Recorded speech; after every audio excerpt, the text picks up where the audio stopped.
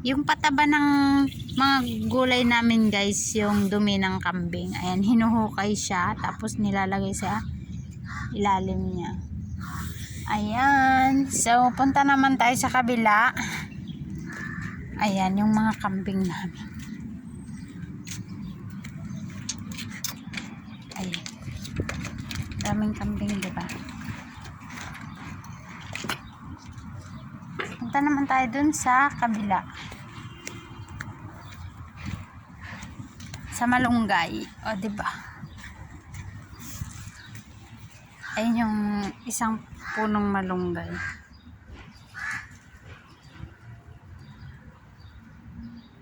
Itong malunggay guys, sobra yung ano niya, yung pagkat nila.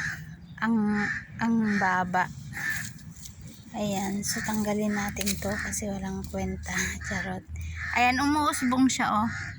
Umuusbong. Ayan. Dami niyang usbong. Ayan. Yan yung malunggay.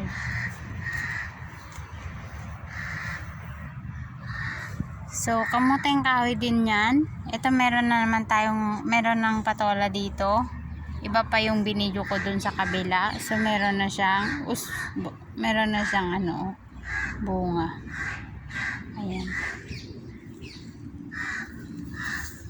Ayan yung bunga niya guys. Diba ang cute?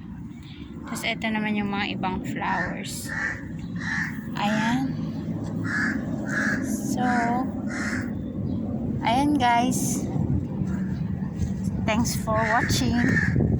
Bye bye. Ang laki na ng ano, ng kamoteng kahoy. Ayan. Pero matagal siya talagang magkaroon ng laman.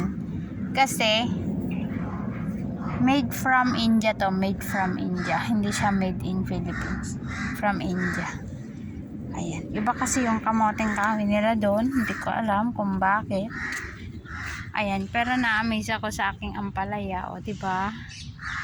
Ayan guys. Thanks for watching. Bye bye.